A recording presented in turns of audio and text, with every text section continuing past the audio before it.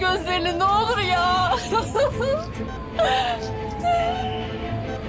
Solunum gitgide düşüyor. Oksijen desteği lazım. Ben de. Ömer, ne oluyor? Ne oluyor?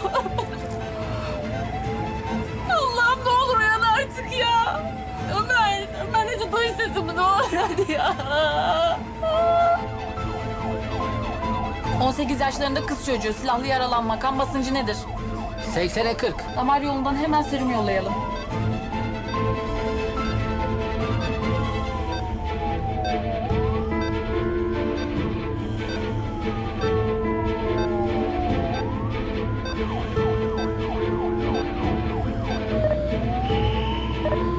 Çok kan kaybı var. Hastaneye kadar dayanır mı bilmiyorum. Serum fizyolojik takalım hemen.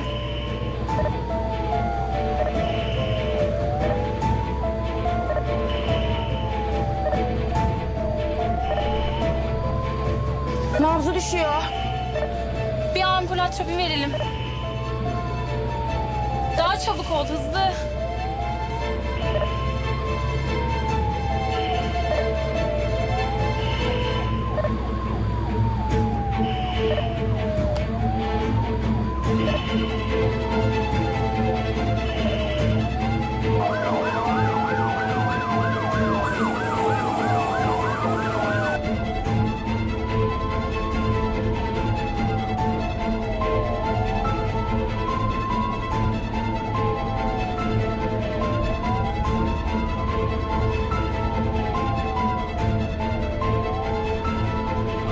İki adam geldiler.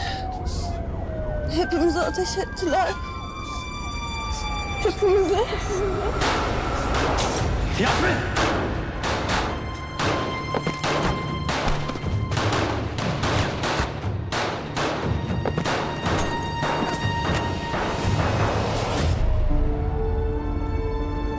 Dur. Yaralısın sen. Hareket etme. Ömer nasıl? Arkadaşlarım iyi mi? Hepsiyle ilgileniyoruz. Hastaneye gidiyoruz. Korkma, sakin ol.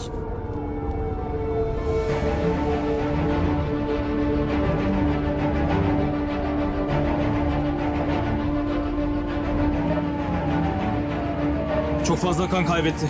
Kan durduramıyorum. Bastır.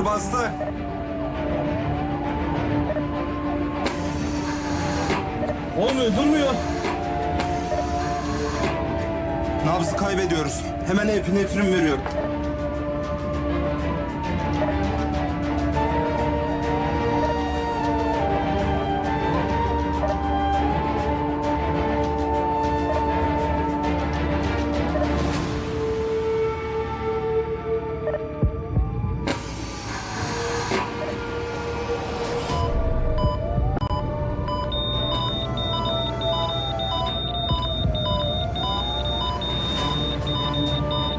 Hasta hala aritmi. Ben kalp masajına başlıyorum.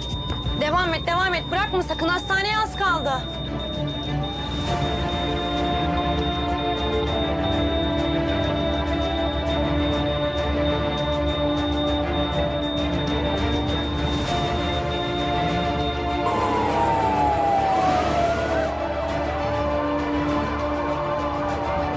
Geliyorlar.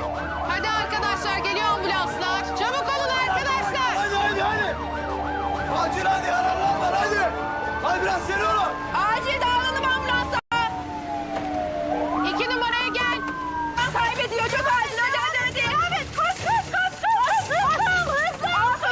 4. sefer. Çabuk olalım. Daha seri 2. müdahale odasına alıyoruz. Doktor hanım bekliyor. Ömer sakın korkma. Ben yanındayım, tamam mı? Ben buradayım.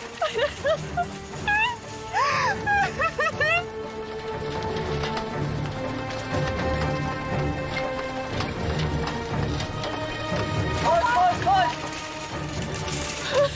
Acil restorasyon odasını alalım.